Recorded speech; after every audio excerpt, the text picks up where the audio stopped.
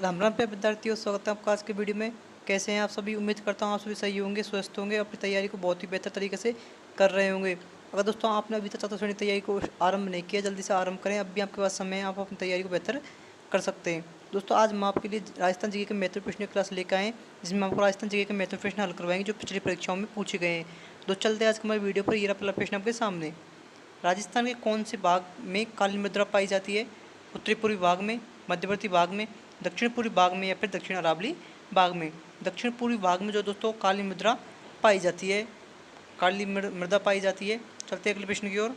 कौन सी नदी सांवर झील में अपना जल नहीं गिराती है? दोस्तों ये पूछा गया सांवर झील में अपना जल नहीं गिराती है। रूपनगढ़, खारी, खंडेला, कातली?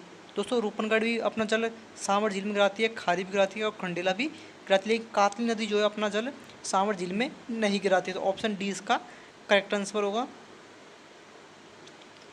संत धन्ना जी का जन्म किस जिले में हुआ था? तो संत राजस्थान के संत धन्ना जी थे, उनका जन्म स्थल कौन सा जिला है? जयपुर, टोंक, नागौर या फिर झालावाड़? दोस्तों का जन्म स्थान जो है वो टोंक में हुआ था, उनका जन्म टोंक जिले में हुआ था। टोंक इसका सही आंसर होगा। यह चौथा आंसर, चौथा प्रश्न आपके सामने। निम्न में से कौन खेतड़ी जो झुंझुनू के अंतर्गत आती है, माँ आए थे? ऐसे कौन से व्यक्ति थे जो खेतड़ी आए थे भ्रमण करने के लिए या फिर किसी अपने कार्य से? स्वामी विवेकानंद, स्वामी दयानंद, स्वामी राजा राम मोहन राय, ईश्वरचंद विद्यासागर? तो स्वामी दयानंद सरस्वती के शिष्य स्वामी विवेकानंद खेतड़ी झुंझुनू आए थे। चलते हैं अगले प्रश्न की ओर। लोहद्रवा प्रसिद्ध है जैनियों के लिए, सिखों के लिए, जाटों के लिए, राजपूतों के लिए? जैनियों के लिए जो है दोस्तों लोहद्रवा प्रसिद्ध है। नाथद्वारा मंदिर में स्थित श्रीनाथ जी की मूर्ति को कहाँ से लाया गया है? दोस्तों नाथद्वारा में जो राजसमंद नाथद्वारा में जो मूर्ति स्थित है श्रीनाथ जी की, उस मूर्ति को कहाँ से लाया गया है? पटना से, वाराणसी से, कोलकाता से, फिर वृंदावन से? उस मूर्ति को जो है दोस्तों वृंदावन से लाया गया है। वृंदावन से लाकर यहाँ पर उसकी स्थापना की गई है। वीर तेजाजी पशु मेला आयोजित होता है पुष्कर में, मेड़ता में, तिलवाड़ा में, परबतसर में? तेजाजी पशु मेला जो है वो परबतसर में आयोजित होता है। आपको कमेंट करके बताना है कि परबतसर जो है वो किस जिले के अंतर्गत आता है। आदिवासियों का कुंभ किस मेले को कहा जाता है? पुष्कर मेले को, बाणगंगा मेले को, बेणेश्वर मेले को या फिर सुरसुरा मेले को? दोस्तों बेणेश्वर मेले को जो है आदिवासी कुंभ के नाम से जाना जाता है और ये डूंगरपुर जिले में बढ़ता है। और ये सोम दोस्तों 3 नदियों के संगम पर पड़ता है, सोम, माही और जाखम। दोस्तों 3 नदियों के संगम पर पड़ता है, सोम, माही, जाखम, 3 नदियों के संगम पर बेणेश्वर का मेला बढ़ता है। ऑप्शन सी इसका करेक्ट आंसर होगा। चलते हैं हमारे अगले प्रश्न की ओर।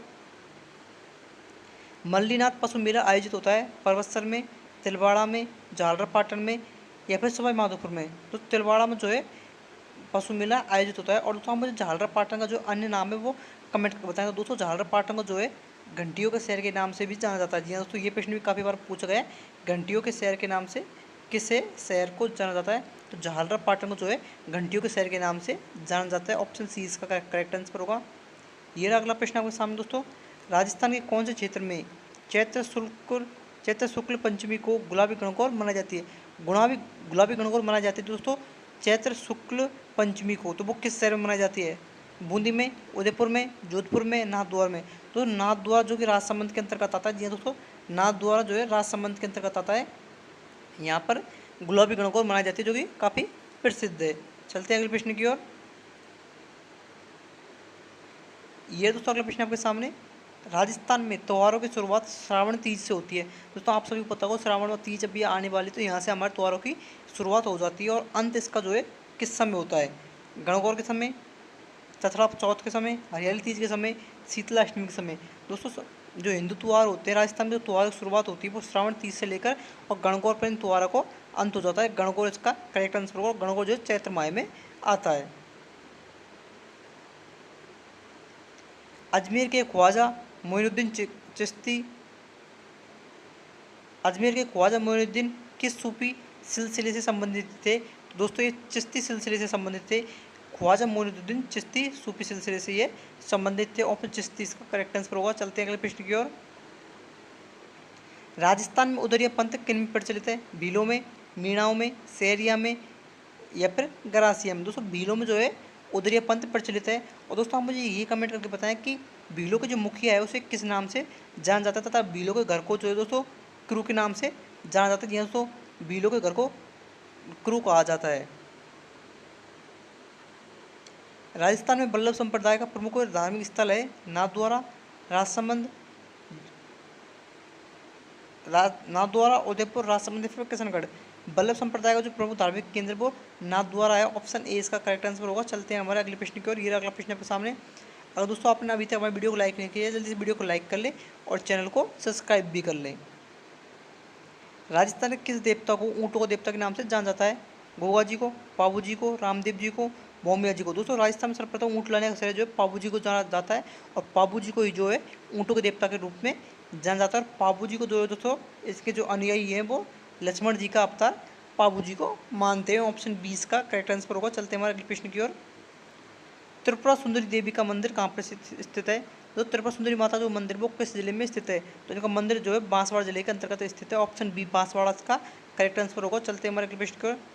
सुनहरी कोठी स्थित है टोंक में, बूंदी में, झुंझुनू में, जैसलमेर में। दोस्तों सुनहरी कोठी जो है वो टोंक जिले में स्थित है, और टोंक को दोस्तों नवाबों की नगरी के नाम से भी जाना जाता है। दोस्तों नवाबों की नगरी, ये प्रश्न काफ़ी बार पूछा गया है, नवाबों की नगरी के नाम से किसी शहर को जाना जाता है? तो नवाबों की नगरी के नाम से टोंक शहर को जाना जाता है। चलते हैं हमारे अगले प्रश्न की ओर। विश्व प्रसिद्ध ब्रह्मा मंदिर कहाँ स्थित है? अलवर में, पुष्कर में, नाथद्वारा में, कोलायत में। विश्व प्रसिद्ध ब्रह्मा मंदिर जो है दोस्तों अजमेर जिले के अंतर्गत स्थित है। देखिए यहाँ पर अजमेर नहीं दिया गया, तो पुष्कर, पुष्कर जो कि अजमेर के अंतर्गत आता है, पुष्कर इसका करेक्ट आंसर होगा। चलते हैं हमारे अगले प्रश्न की ओर। ये अगला प्रश्न आपके सामने।